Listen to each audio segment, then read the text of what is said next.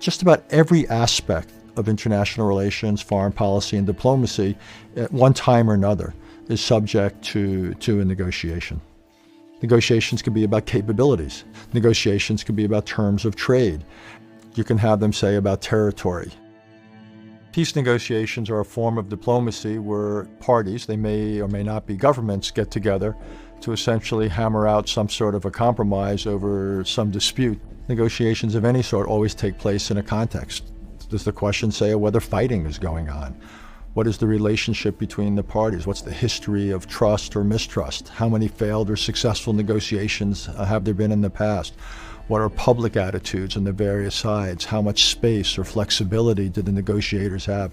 You can make a very long list of things that determine the context for any negotiation, and you would better make that list because negotiations never take place in a vacuum. There's no limit to the ways in which an agreement or negotiation can be shaped. You can try to solve everything. You can simply try to solve one piece of it. The parties to the dispute themselves can get together, or it can take some outsider, say the United States or some other government, or it can be an organization, say the United Nations.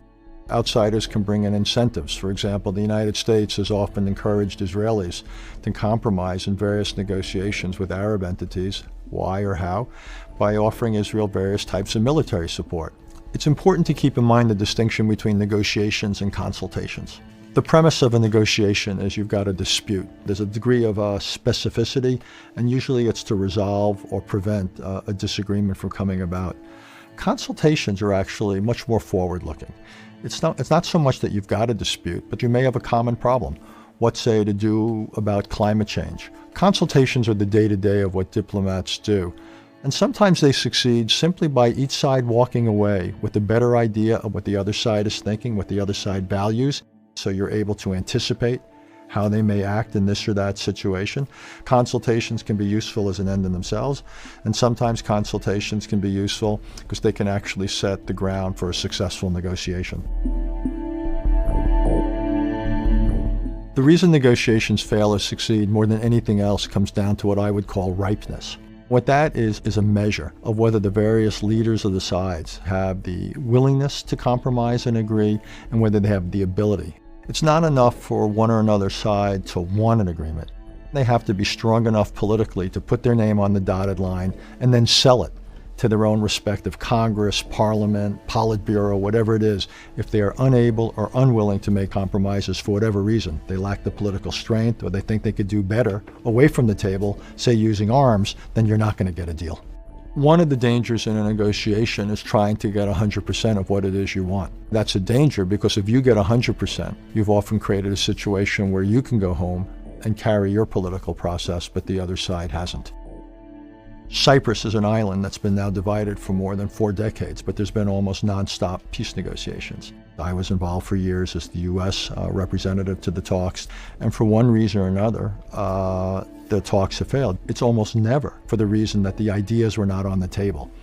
The ideas are painfully well known, almost like the Middle East. It's the political barriers, not the intellectual barriers to agreement, that so often explain why you fail to have success. There is a potential downside to trying and failing at peace negotiations. Secretaries of State, presidents, prime ministers, foreign ministers only have so much time. It's what economists call opportunity cost. The time you're spent doing one thing is time and energy you don't have available for something else. Secondly, if you try and fail, people may then lose some respect. You may lose some standing. There's also the problem of people feeling let down. You try a negotiation. If it fails, then a lot of people are going to say, well, hold it. Does that mean compromise is impossible? Maybe then we should continue fighting. And I think we see some of those attitudes in the Middle East. Sometimes you're going to make an assessment that a situation simply isn't ripe. It's not teed up to be resolved. But then the answer isn't necessarily do nothing. The United States and the Soviet Union had all sorts of arrangements not to solve crises, but to manage them. Sometimes in foreign policy and diplomacy, your goal isn't to solve something, but rather it's to take an imperfect situation and to keep it from getting much worse.